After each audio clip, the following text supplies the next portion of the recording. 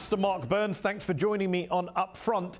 Pastor Burns, you've been a top Trump surrogate during this campaign. You've campaigned for him in all sorts of communities across the country. You were with Donald Trump on Wednesday in New York after he won the election. What was his mood like? Some people think he looked a little shell-shocked, like he didn't think he'd win, and he was surprised that he now had to give a victory speech.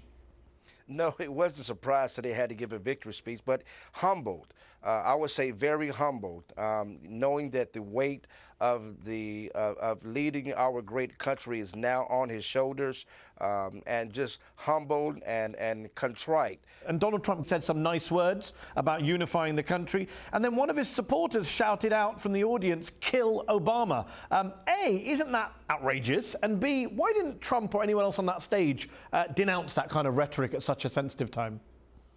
Well, we denounced it by ignoring it. We didn't give that person a stage or a response. Obviously, that rhetoric is repulsive, and it is not the heartbeat of Donald Trump or his future presidency. And obviously, as you've heard Mr. President-elect Trump say, we're right now about unifying the country, bringing us back together again. This campaign was extremely bloody, and a lot of things were said on both sides that were divisive. Now it is about bringing us together. You say that kind of rhetoric is not part of his campaign, wasn't part of his campaign.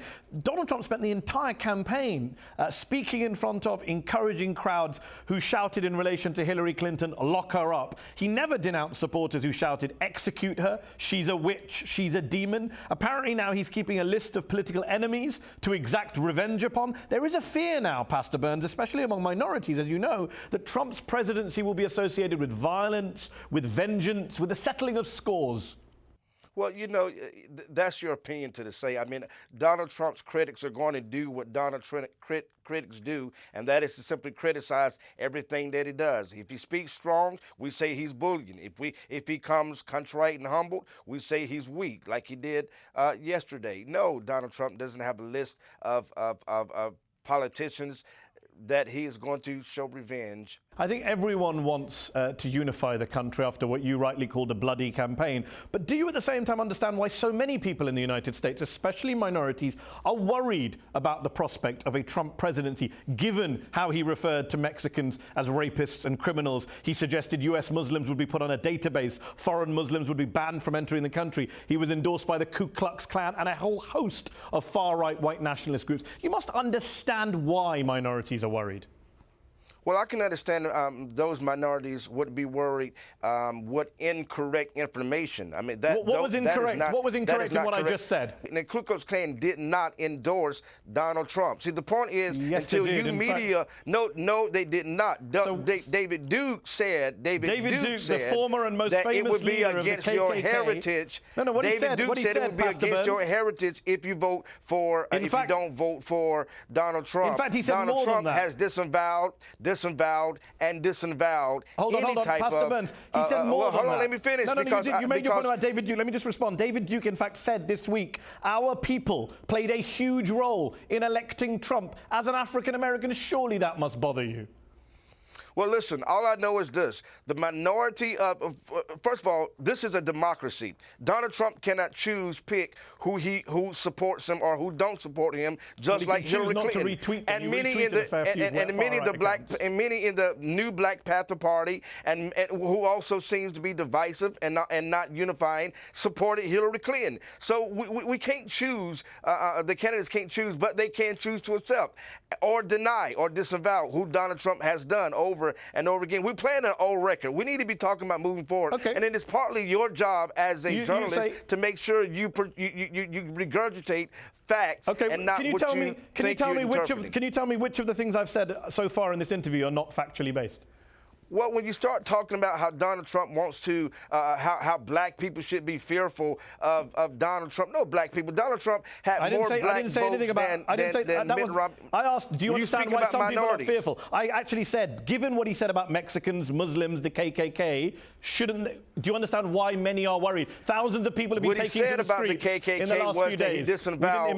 What he said about the KKK, he said we disavow, and we disavow. That's what he said about the KKK. KKK. The KKK is a internal terrorist group. It is it's a domestic terrorist group, and he's not supportive of any terrorist group, foreign or domestic. Okay. What he said about Muslims, what he said about Muslims, he talked about initially. We all understand that Donald Trump, when he first began, because I was there in the beginning. Matter of fact, I was one of the very first people that spoke about his comment. I was in the room at that rally in South Carolina. When he said he would ban all Muslims from the United States. And we also understood that.